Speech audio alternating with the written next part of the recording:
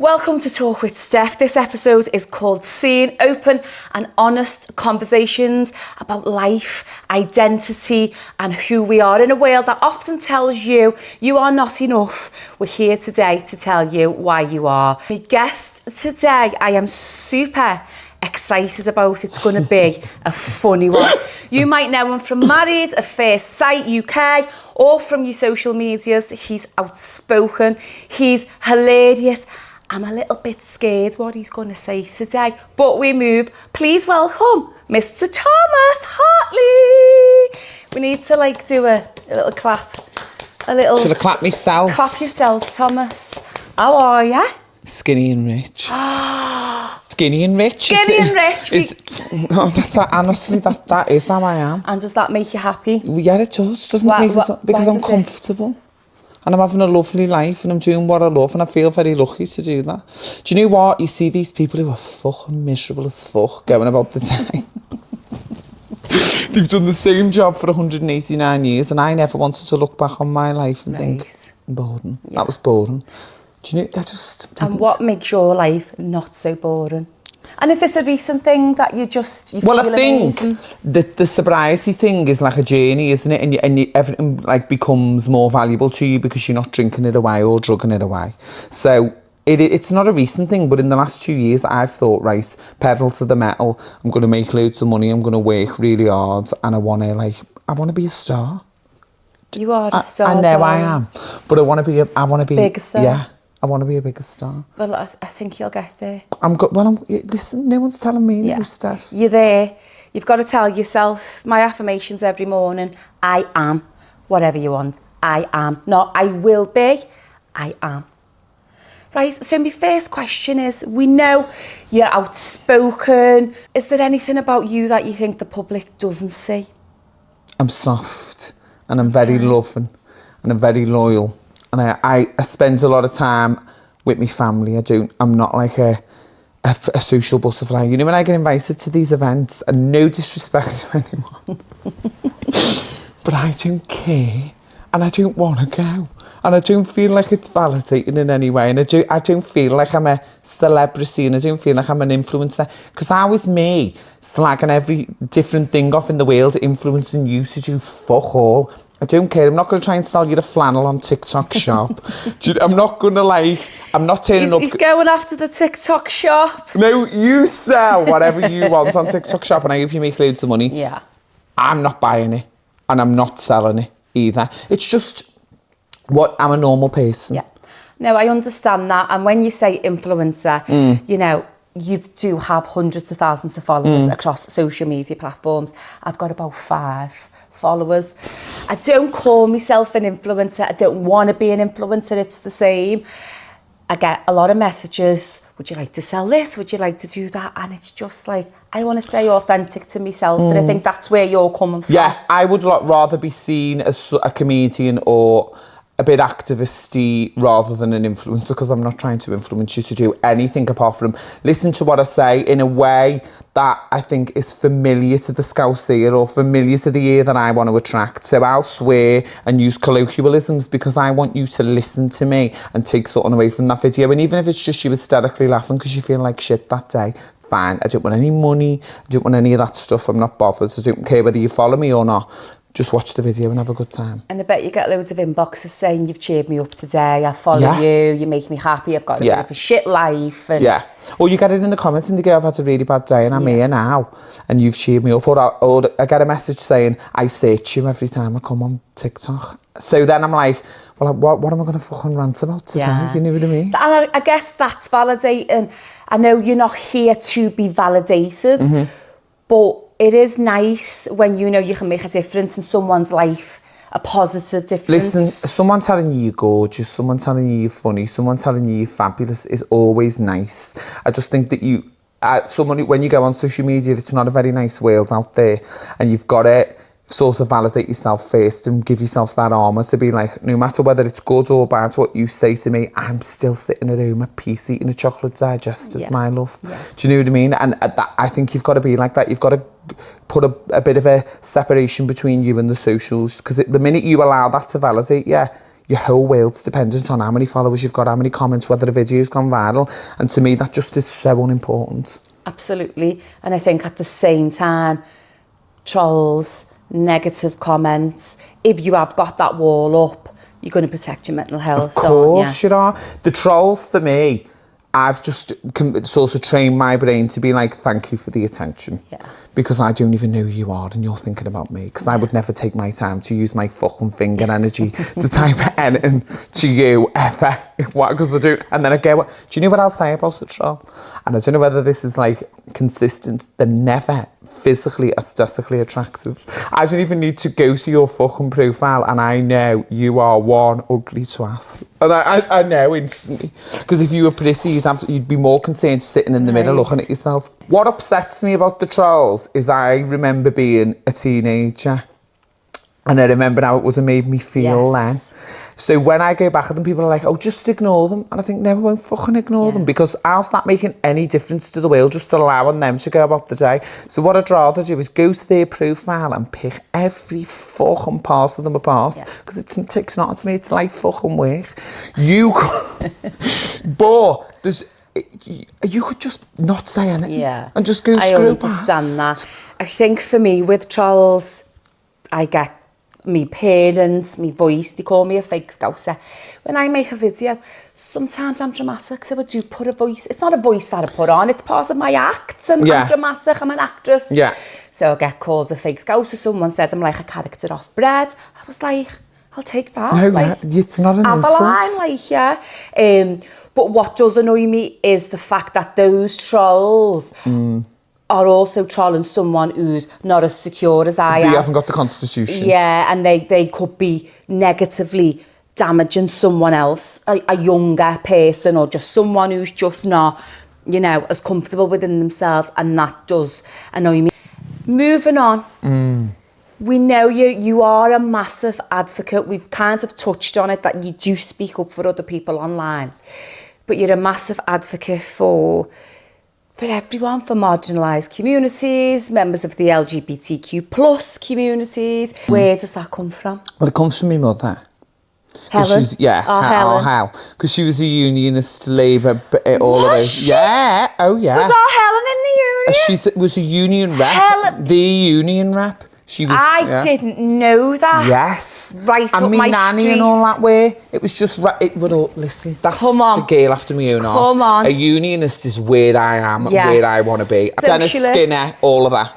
Dennis Skinner is my fave politician of all time. It's my mum's fave politician of all time. We should have brought Helen. Helen, get on this couch. She would. So I'm obsessed with Dennis Skinner. He's famous for being in the Houses of Parliament and kicking off. Yeah. So when they talk about tax, he shouts, tell her to pay her taxes, about the Queen. Yeah. And he's forever getting sent out.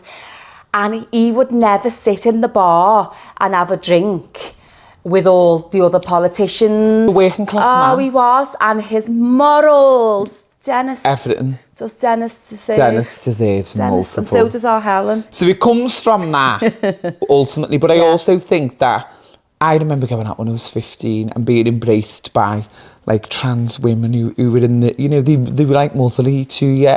And I just think to see the hostility now for people who are 0.4% of the population and your obsession with them, using them as propaganda because they want to go for a wee. Yeah. To me, I'm worried about you. Yeah. Because why the fuck do you care? These people have blended into society, thrived in society, function in society like everybody else. It's just another person. And this stupid fucking law has done nothing but put people in danger against the problem that is white, cisgendered men. That is always going to be the problem. That will always go back to what the problem is. Your obsession with minorities, an obsession with using people, whether they're black, they're gay, they're trans, they're women, you're using it to try and sort of deflect from what else is going on in the world, which is rich white men doing rich white fuck all to make anyone's lives different, because they haven't worked an hard day's work in their life. So how the fuck can you walk in my shoes or anyone I love's shoes because you're sat in an ivory tower telling me how I should live my life? Do you think social media's got a lot to do with that? I think that the pushing of negativity of trans people, you do see a lot on social media. So if I'm a young impressionable kid scrolling and I see a negative video. Yeah.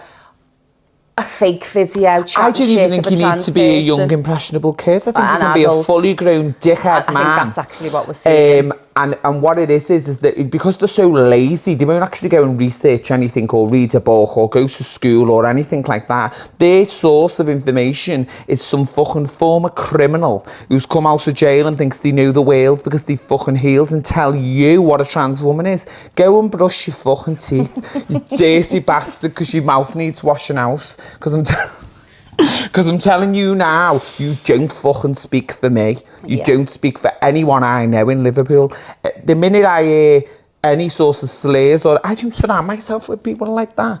And if that makes me upper echelon or makes me not Scouse or makes me any of those things, I'm telling you now, Liverpool stood on integrity and support and love. You're not Scouse to me. You're a fucking pig. Yeah. And you shouldn't be turning up at these rallies and things and baiting people into believing that this small minority of very vulnerable people often, especially now in society, are any sort of threat to anyone else, because I can assure you fucking now they're not. You're a threat to people. Yeah. You're a threat to vulnerable people online who haven't got a brain cell between them and believe what you say.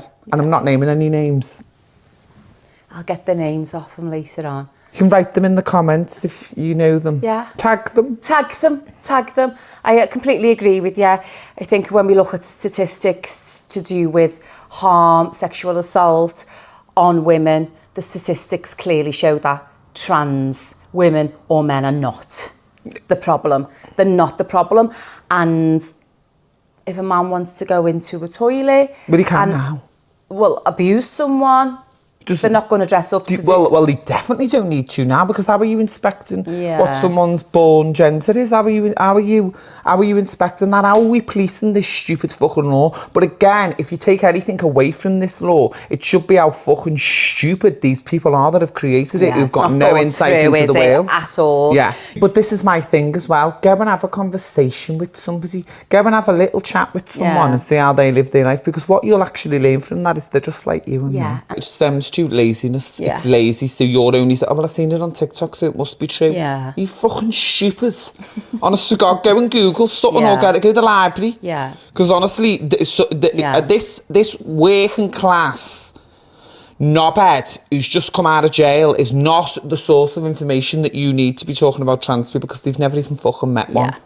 Now, this conversation, I think we have different opinions on. Yeah, we do. I know what it is. Okay, so fillers and filters. Do you think they genuinely make people feel confident and comfortable, or do you think they feed into something of an insecurity that somebody has already got? I think, and I was deep in this because I do partly agree with what you say, and I think embracing yourself and all that is great, but I do think that the problem that we've got here, it reverts back to most of what we've spoken about just then, is these people with opinions that feel now, because of social media, that they can just say whatever they want about the way you look, the way you are, all of this. And being part of minorities, we already get it fucking both barrels for being gay, for being black, for being trans. And I think that I think the filters, not fillers, but I think the filters is a safety blanket. And I think that people use them because it makes them feel safe to be able to post on social media. And I also think that it's a habit, and whether it's a good or a bad habit, I don't know. But I do think that a lot of the time, the root of the problem is people and their bullying tactics and the way they are and the way they feel that they can just say stuff about people and hide behind a screen. And I think, again, it goes back to Constitution. If you're going to post something of value or that makes people laugh and you feel the need to use a filter to keep yourself safe from that, I don't think that's a problem. Thomas, you might have just changed my mind a little bit on filters. Because it's just protecting yourself from the worry of being trolled. Can I tell you the way I see it? Yeah, I want to hear it, Children starting to wear makeup and they couldn't leave the house without the makeup, full faces of makeup, and that blew my mind. And these said children are going online and using filters because they feel they have to look a certain way, possibly because of what they see on TV, unachievable beauty standards. Now I know why you feel the need to put that filter on. Can we not get to the bottom of why? So trolling aside and feeling safe, I've got this theory, I call it the why theory, bit like Mel Robbins, the let them theory. So mine's the why theory. So you pick a topic and you ask yourself why, and you have to answer in depth for each question, really self-analyse and get to the bottom of. So let's take away trolls and feeling safe. Why do you feel like that filter makes you look and feel better? Well, it's because of the beauty standards, isn't it? It's because of that smooth and no lines on a balloon sort of thing. It is that. That goes without saying. I agree with that. Go deeper than that. So then why do you feel that you have to look that way? Why aren't you enough? Because I think that we all conform to society, whether it's fashion, whether it's makeup, whether it's clothes, whether it's fillers, Botox, all of those things. And I think that we all want to feel confident. And I think that what filters has done is it's made you feel confident. So you use it as a tool to feel confident. You convince yourself that without that filter, you're not enough. It's a bad habit. And I agree with what you're saying, but I think the root of the problem is us putting the right thing out there for young people to be able to feel like they don't need makeup, they don't need filters, they don't need fillers, and also targeting the people who are going online and being abusive, and there being more repercussions for that. I think it's a much bigger worldly problem, and the media's got a lot to answer for. It's completely nuanced, isn't it? Put my camera on and there was a filter on and I went, oh! Did you feel gorgeous? I was like, oh my God. And then I was going through them and I was like, oh! And I was like, come on, Steph, get your head together, come on. And turned it off. And when I turned it off, I looked like a bag of shite. And that But you didn't. Well, this is my point. After using a filter for, it was a minute, 30 seconds, a minute, when I turned that filter off, I thought I looked terrible. I never think I look terrible when I go You're on very beautiful. without. But it's not even an aesthetic. I know it's not that, but you are though. Thank you. But so it did make me think. So when you don't use the filter, or when you go out in public as a young child, is that just feeding into an even bigger insecurity? So then ditch the filters, fillers, Botox. I believe the fillers and Botox are a maintenance tool for beauty. And I think that, again, it might stem back to the standards of others, but we're influenced by the world. Massively and influenced. If losing weight and those sorts of things don't stay the same as you get older. And you do want to maintain the level of beauty that you've got. It's not a necessity for me, but I have had a lot of filler and a lot of Botox done really, really well, in my opinion. And I wear makeup for work and I have to look a certain type of way, and it's part of my job. Right. But I do also think that if you want to enhance the beauty that you've already got, do it. It's just a needle. But do you think we're scared of ageing? But I also, well, perhaps we are scared of ageing because what we've done is we've created this world where ageing isn't beautiful. So I do think that's wrong, because I can look at someone who's got a face full of lines and still find beauty in them. But finding beauty within yourself and finding beauty within others is a very different thing. So that comment right there, I think could possibly support my point of finding beauty within yourself. I think that's what it is. I just want us to be completely secure with how we look, and we look at people like the Kardashians, who I watch and I love watching. But this chase of youth, I think, can be toxic. It is toxic. I also think we've got to learn to separate what we see and what we live, because we also aren't multi-billionaires who've got access to the doctors that they have, and we're going to a sunbed shop for a fucking eyebrow lift off Miss Cindy. You know what I mean? It's not, you're not Kim Kardashian. Okay. So I do think, but I also think, do what makes you happy. And I also think we're traumatised by life. And I think there's a much deeper issue where we need to learn self-love, and we need to have therapy, and we need to start giving ourselves positive affirmations. Absolutely. And not looking in the mirror and picking yourself apart, but finding the one thing you find beautiful and find something new every day. Between the girls and the gays and the theys, that they all conform to a beauty standard of extreme perfection that's unachievable.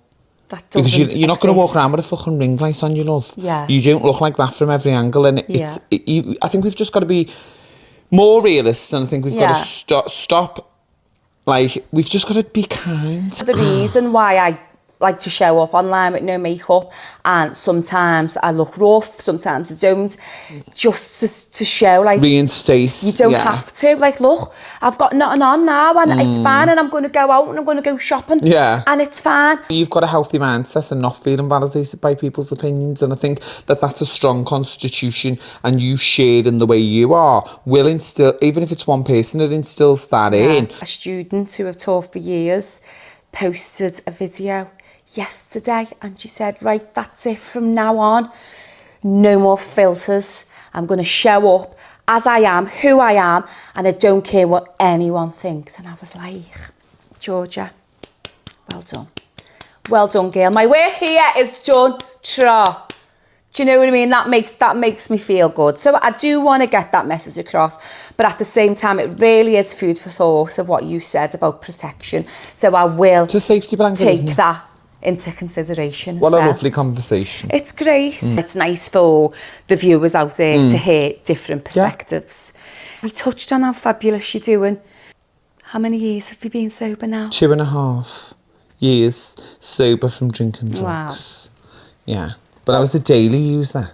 You was? Yeah. Yeah, it wasn't bingey, it was daily. Wow. It's just, I was a fucking nightmare. I was so unhappy. Do you know what I mean? I was so miserable, and it makes everyone else miserable, especially people that love you. Because you just have got no inhibitions, you don't care about anything or anyone else. You only care about that. And when you root it and you do the work and you do the therapies and you do all those things, it all comes from a place of like, you don't want to face reality, you don't want to face emotions, you don't want to face those things.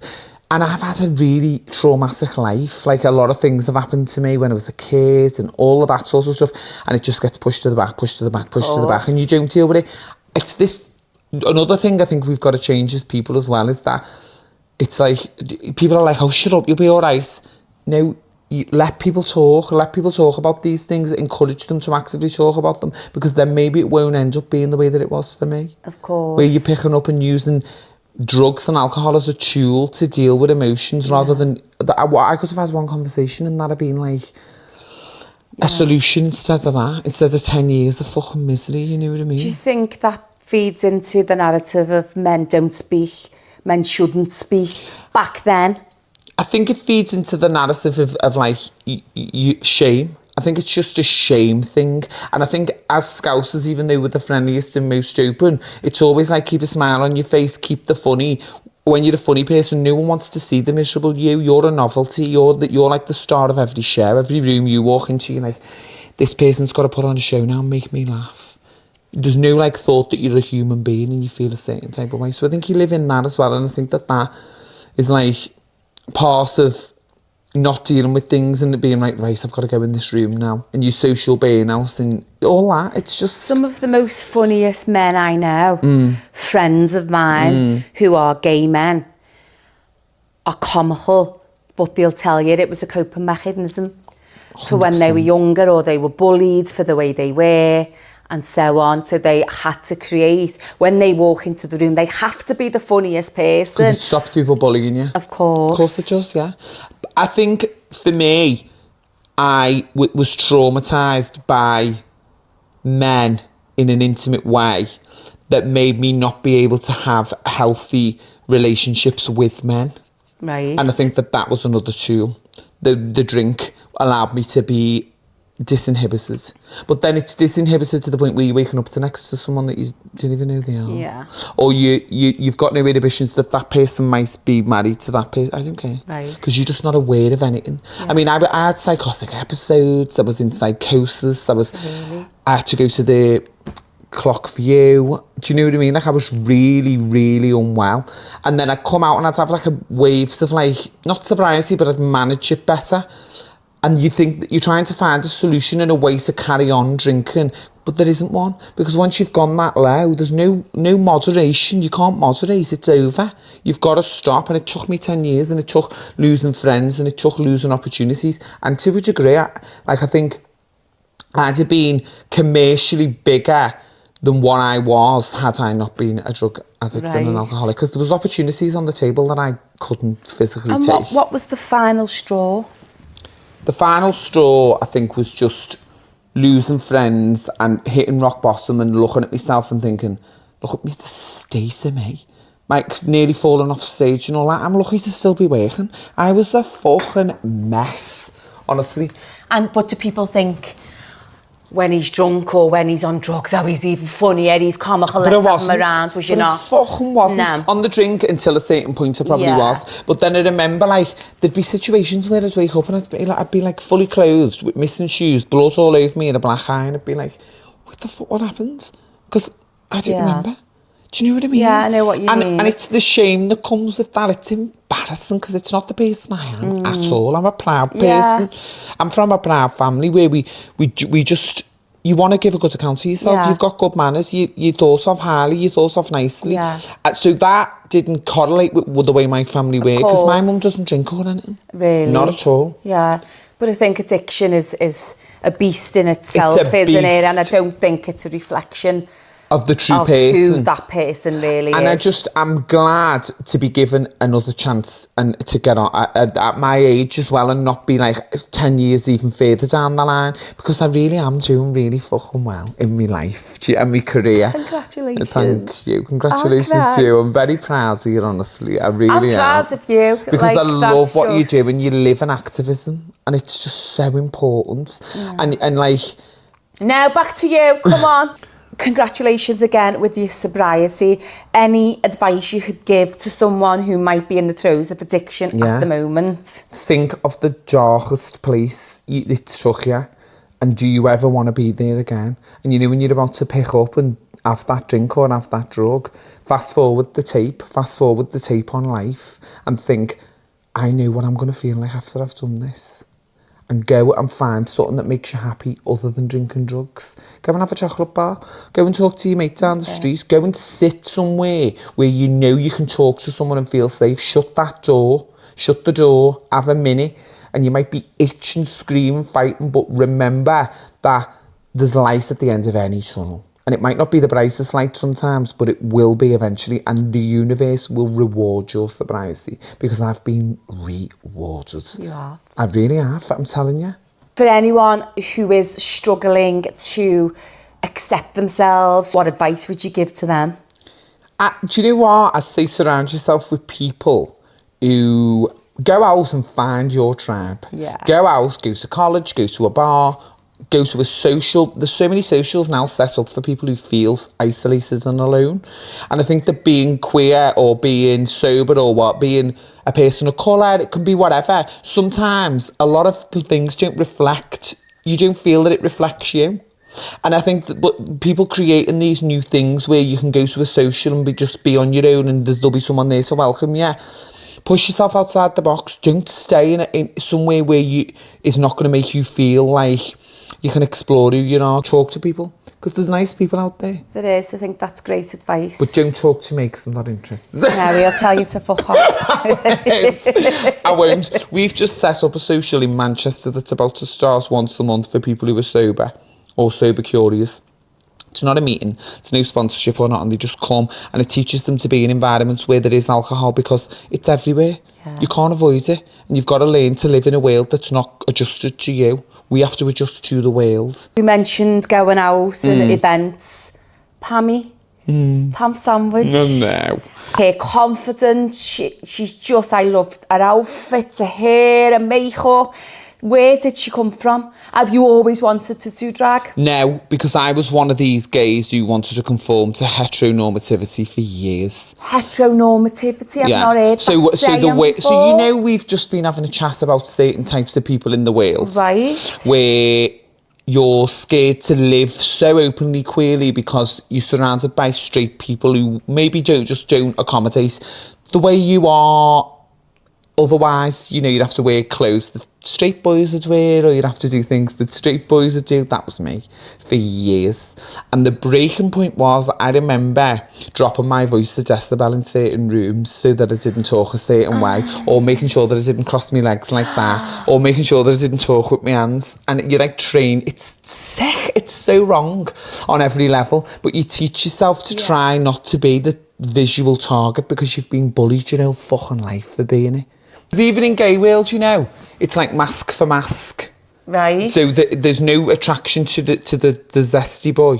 It's always attraction to, like, you know, no femmes, no fats. Who the fuck are you? Yeah. David fucking Gandhi. Beggars can't be choosers, my love. I'm telling you now. I make a mean lasagna and I can get me fucking legs behind my head. You'd be lucky to have me. I am not validated by So when I went on Married at First Sight, I went on, and one of the opening scenes is I said, you know what, I've conformed for my whole life, and I'm going to be really fucking gay, and I'm going to be really fucking fabulous. And I'd only brought clothes that and was that one of the first times I you used decided? that as a tool to make sure that I was only ever going to be myself after it, and I was.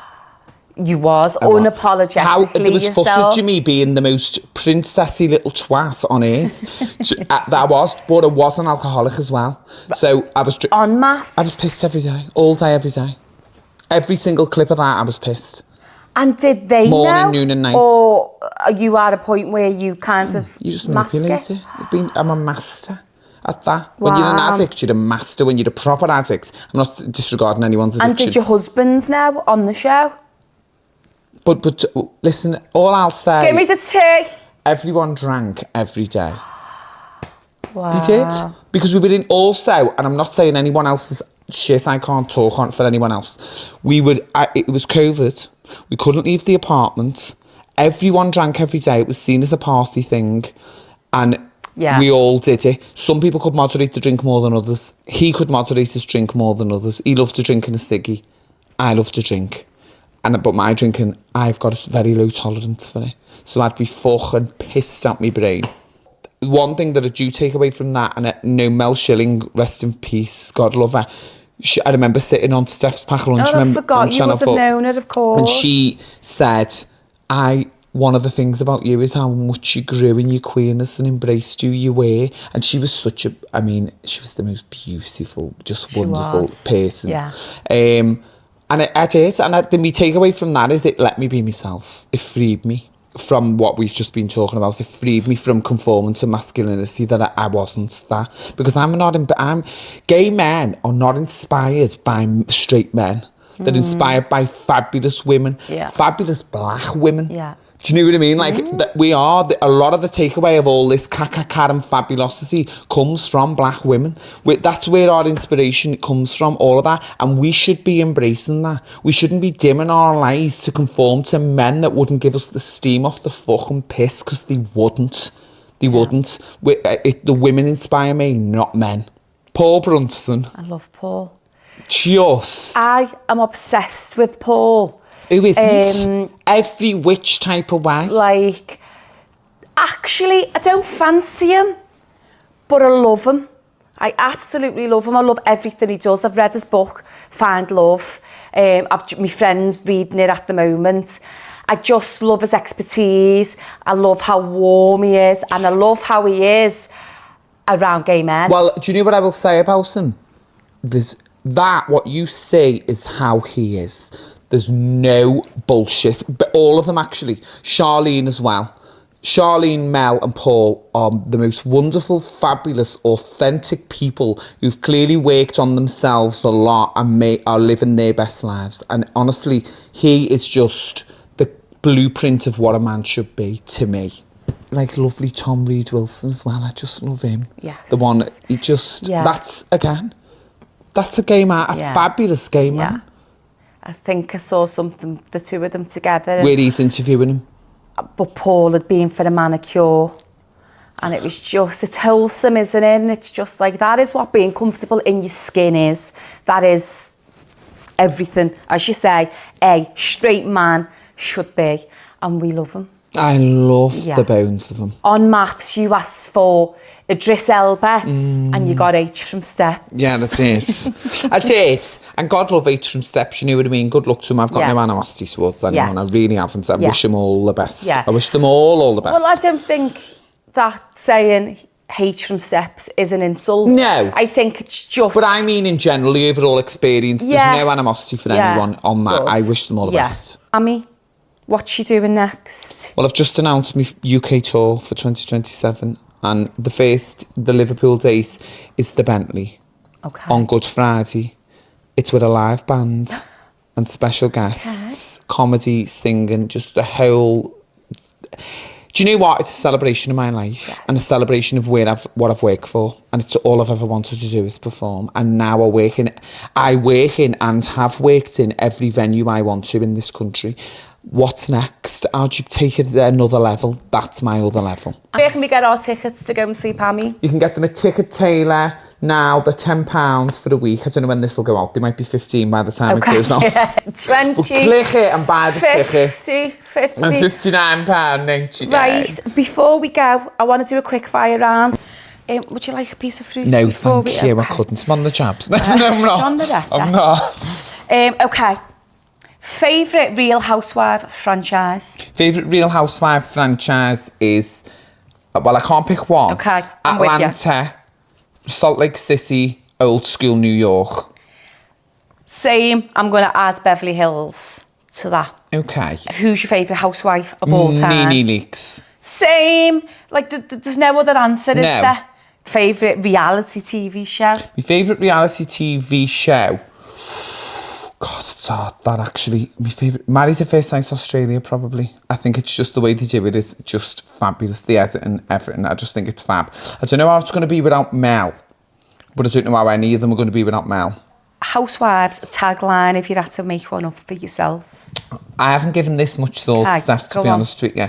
But what I'd say... just fuck off, man.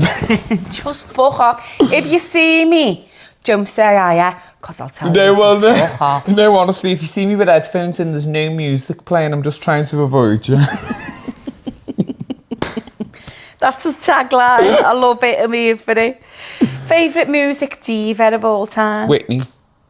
Only, ever. We're very alike. I can't... You're never telling me no one else. I don't want to hear it. Favourite baddie? Natalie Nunn or Roly Poly? Have I only Kia? got them two choices? Oh, go on. Pick Because I don't whoever. really... Diamond the Body's my favourite. Okay, why? Because I just think she's a troll and I think she knows exactly what she's doing from like a Markham perspective. And she can't fight, but she'll fight anyone, and I love that. Because that's me. I'd fight anyone, but I probably can't fight. Favourite girl band? Of all time. Of all time? Destiny's Child. Okay. It's got to be. Yeah. Who else are we picking? I love Jen Vogue as well, I can't lie. Ooh, yeah. And last but not least, celebrity crush. Idris Elba. He's mine. We're so love similar, Idris aren't Elba. we? Do you know what, who else I love? I love Michael B. Jordan as well. Yeah, I like Michael. Don't mind Timothy Chalamet. No. But my preference would always be Idris Elba, and I think a lot of it is to do with the accent, the way he speaks. He's just like a proper geese, isn't he? And I just think, oh, God. The choir performed at an haven't award met him. show years ago, and he Was he presented. gorgeous in person? Absolutely gorgeous, stunning, just godly, everything about him. There we have it. I told you he was going to be controversial, but it's been indescribable. I've absolutely loved talking to you. You are one of my all-time favourite TV and social media personalities. Thomas, thank you so much. Well, you are one of my favourites, and I think what you're doing is fabulous, and I'm very, very happy for you, and the sky's the limit for you, because you're just a fucking star. Thank you, as are you, my darling. Thank you. Thank you.